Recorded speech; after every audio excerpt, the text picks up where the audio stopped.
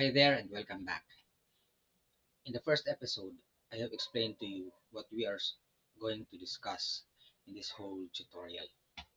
In this episode, I'm going to walk you through how to install your first Next.js project. Remember that you are required a VS Code and a Node version 22. You can download your Node version 22 from the nodejs.org en.slash/download website and choose Node version 22, and then you can download the installer. There's a different way for Ubuntu, and then you run the installer and it will be included in your path so that you can now start creating your first Next.js project. How do we set up Next.js? Well, we will use the command prompt, but it's advisable that you open your VS Code first. So I have here my VS Code. I'm going to show you how I could start my Next.js project. First, you open your project repository folder. You start from there. So in my case, it's in one of my folders. It's this folder. And then you open a terminal. Now, the terminal to be opened must be a CMD. You can use PowerShell later, but it's recommended that you use CMD. What you do is to click that downward arrow in the plus button, and then new terminal, but this time you choose command prompt. Okay, let's delete the old one. So we have a new terminal, and this is my project repository. Now let's go back to our website where we have a guide for installing Next.js. So it's as simple as this, no? npx. Assuming that you have already installed Node.js, you will have the tools npm and npx. You say npx create dash next dash app.latest. I know that there are certain JavaScript platforms that uses Vite, but as of now, no, Next.js still uses npx, no, standard installer for Next.js project. We will copy this. Okay. We'll go to our terminal and then we'll paste this npx create next app latest. Now we'll go through each step individually. First, you will have to supply the name.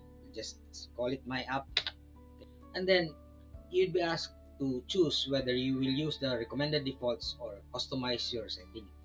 For me, I'd like to customize so that I know what packages are being installed initially in my Next.js project. So in our guide, I have recommended that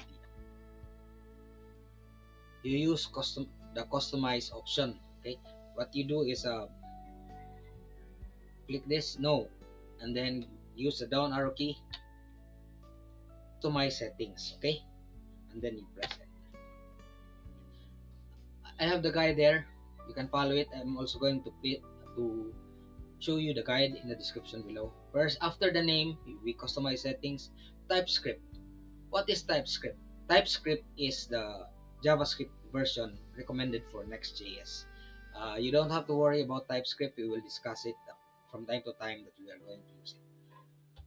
So we will not be going plain JavaScript, but we will be using TypeScript. So we'll just click and enter. Choose yes. Now, which linter? Lint is a way to check whether your dependencies are correct. You have to use ESLint, which is the default.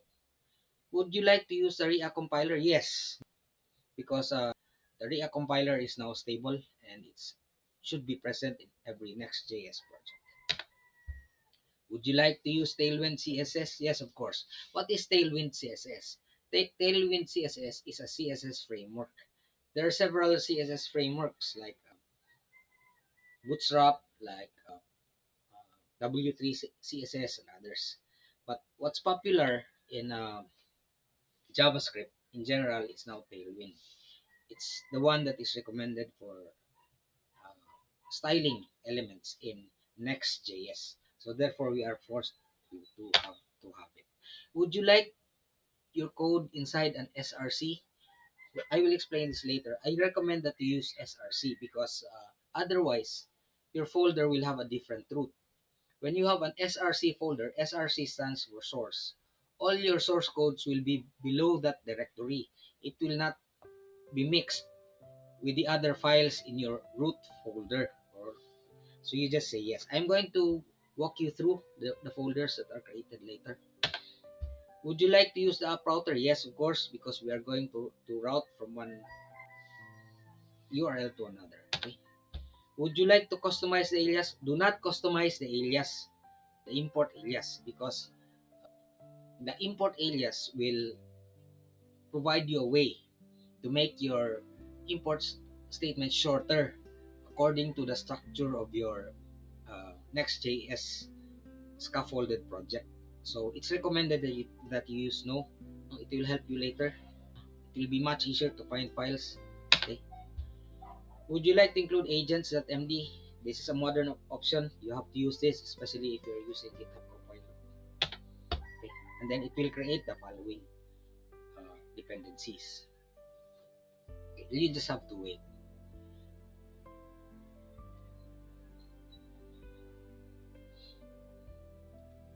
Now, what folders will be created? While waiting, let me show you what folders are created. First, it will create your project folder, and it will have an SRC because we have specified yes, and it will have an app folder. App is your Next.js app. It is where your pages are initially stored, the first pages that are run by your project. The second is the public folder. It is also right under the root of your project. You need to use this because you will be using multimedia files like images and fonts. So you will store our images and fonts here. Node modules. Node modules are the packages that you install using npm. Like any platform, you will use nodes. If you have watched one of my playlists, where I discussed Udo, there's a folder there called virtual environment.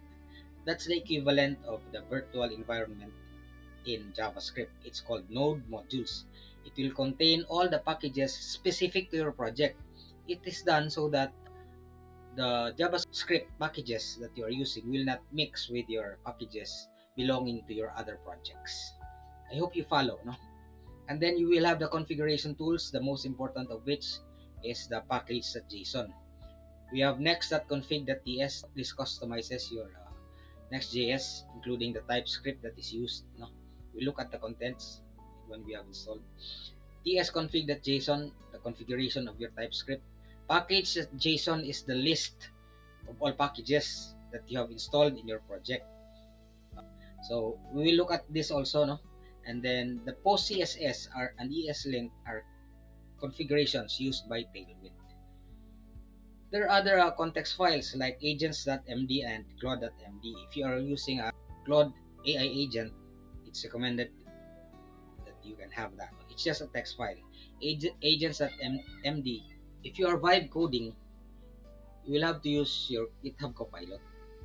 And it helps if you will have an MD file because it will help your AI agent remember your mistakes, remember your previous files and others. So nowadays, the MD files are really very useful. Now let's find out what's happening. Have we created? Yes, we have created. So now we'll open that folder. Okay.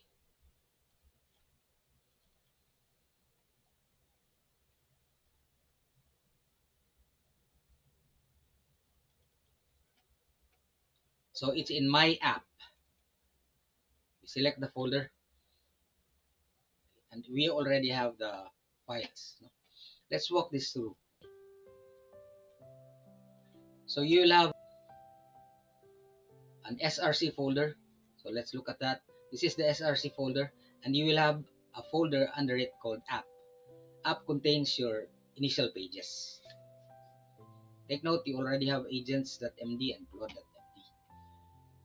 Obviously, I'm using my GitHub Copilot also. So I'm using a Claude AI agent. So that's src app. And then we have package.json. So package.json is very important because this stores information regarding the packages that you have installed and their dependencies. Like in this case, what are the node packages that are installed? We have a Next.js version 16, we have a React.js version 19.2, and we have a React DOM, the component which will create the DOM. And then we have the dev dependencies like Tailwind. We have Babel, which will help compile the code. We have the linter, which we will use later also. And of course, TypeScript. And then there's a portion called scripts. Dev indicates how you are going to build your development.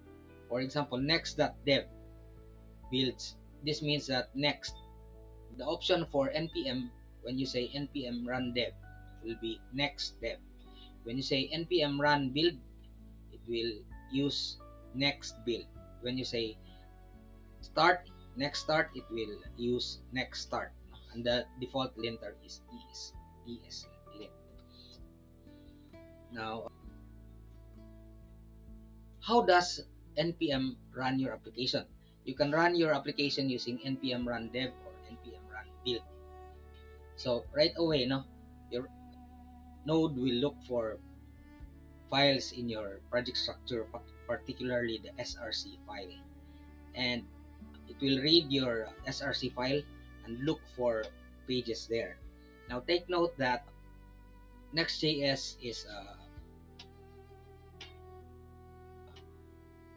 route free, almost route free platform, which means we don't use HTTPS routes, but we will use the project folder structure to identify our URL routes. The root of our web page will be src app. So when you type the root in your URL, it will open the src app folder. So there it is. So there are two important files there. We have layout.tsx and page.tsx. TSX stands for TypeScript XML. Previously, it's called JSX, JavaScript XML. Now it's called TypeScript because you can use TypeScript and of course also JavaScript even as your JavaScript platform. What is a TSX? A TSX is like a combination of a JavaScript and an HTML element, HTML file. Because in the traditional method, you will have an HTML file and you will make a link using src to your JavaScript file, which will have a .js, which will contain your JavaScript function. Now, in React.js or in Node.js, you no longer do that. In fact, we mix our JavaScript with our HTML right there and then without making a link tag. We will demonstrate that when we build our first component. So, for example, the first file is layout.tsx. Layout.tsx is a wrapper or it's a container that contains all pages. It is the root of all pages, which means that all pages are opened from layout.tsx. It is a web page itself. Now, React.js is a function-based component platform. So therefore, we will create our components using functions. Like in this case, we have a function called root layout. So this will return an HTML file which will have a body. And we will explain the concept of children later. As long as we know that the root, rather the layout.tsx file is the main layout of our project. And then layout tsx has one of its children is page.tsx. This is the main page. Okay, let's run this first. Okay, do we have our terminal?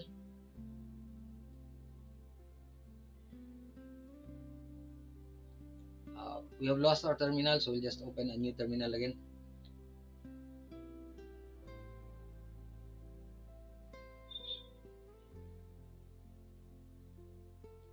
Let's use a command prompt. Okay. How do we run? Okay, it's we usually start with npm run dev. Okay, take note, it's in our guide. I'll put it in the description below. You have to wait a while, and then it's already there. Okay, once it's already there, you can open your browser and go to localhost colon 3000. You can also double click this and it will load your server. So there it is. Now, where did we say this? This is in our page.tsx file. Remember that it opens layout, and part of the body is the page tsx.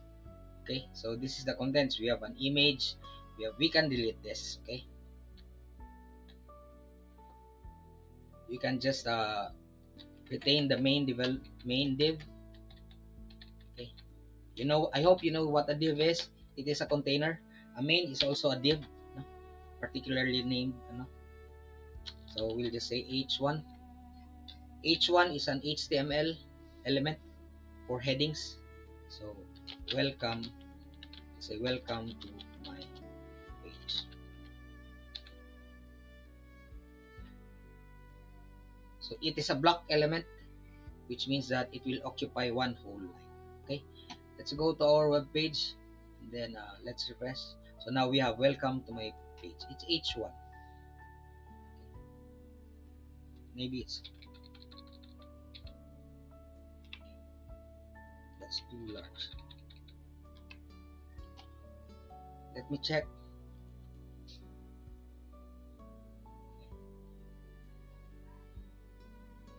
Anyway, we'll have that. We will style that later. Okay, forget about the style for the moment. Okay, so now, as long as we know how it runs, so here's a walkthrough.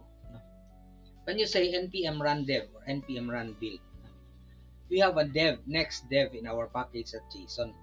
npm is node package manager. It is used to run applications. It is also used to install node packages that will be installed in your node modules folder. And then if you use build, it will create a build file and will put it in the next folder, the build files, so that when you say next that start, npm start, it will look for the build files in the next folder. What's the difference between npm run dev, npm run dev, and npm run build? npm run dev is the development mode. npm run build is the deployment mode. It's usually slower because we are not running an actual server. You have to install an actual server to make it run normally. So everything is in. Okay, the first route is src page.tsx. If you will need a dashboard, you will make a folder called src app dashboard, and under dashboard you will have page.tsx. So therefore, in Next.js, your folder structure also identifies your URL addresses, and all pages within a folder in your folder structure should have a page.tsx. If you want a wrapper, you name the wrapper layout.tsx. I hope you follow. Let's run this.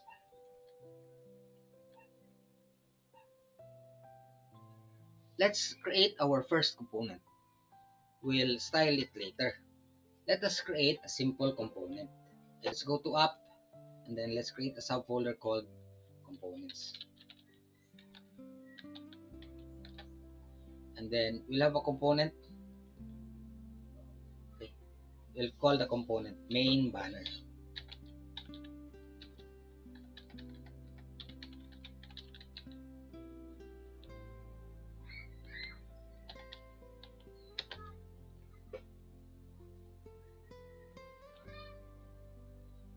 So now let's create our first component. We created main banner.tsx, and we will create a function that will return div. Okay, I have already figured this out. Okay. I'm just going to copy it and paste it. Okay. So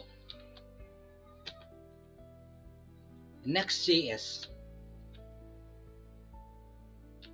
okay, we return a component using a function. We call this component as our main banner.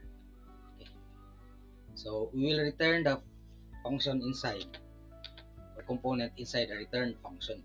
It must have an open and a close parentheses. And of course, it will have a curly brace because this is a JavaScript function. It doesn't have a content yet. So we'll make a simple div. Okay.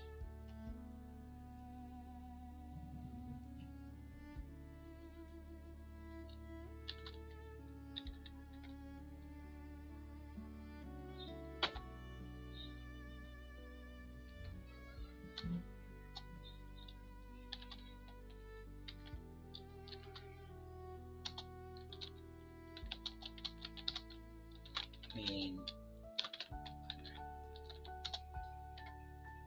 We have that div. We have this component. We have already defined export. So therefore, we can now import this from another file. We can import this in our layout.tsx because we want this to appear in all pages, our main banner. Now, we are going to import this main banner into our layout.tsx. So we'll go to our layout.tsx. It's under app, no? So there's a layout.tsx there. Okay. And it must be inside the body. So first we will import. So this is the use of the @import shortcut. How do we import? Of course, we'll do this. Import main banner. Now this is useful because when you say @ is by default found at the root, particularly after the src. So therefore, whichever folder you are using will always start at your project root and beyond your src folder. So means your whatever, how long your project root is, and then it will reach until the src folder. So our component is found under app components main banner, and then the name of our function is main banner. So that's how you import. You need an export, otherwise if you don't label function an export, you cannot have the component exported. So now in our layout.tsx, we have imported the main banner. I hope you see the connection. And then how do we embed the main banner? It must be inside the body, and since we want it above the page.tsx, okay, remember children here in the layout is page.tsx. So whatever is in page.tsx will appear inside the body of the layout.tsx. So we will have our main banner here. So that's how you embed a component. It's just like an HTML tag which is self-ending. Okay, you have a begin tag, the name of the component, which is main banner, which is actually also the name of the function, and followed by an end tag. Shall we test this?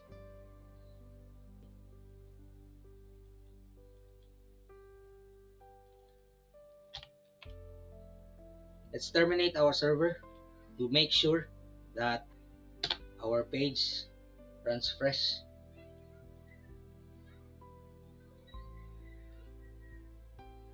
Now let's open it.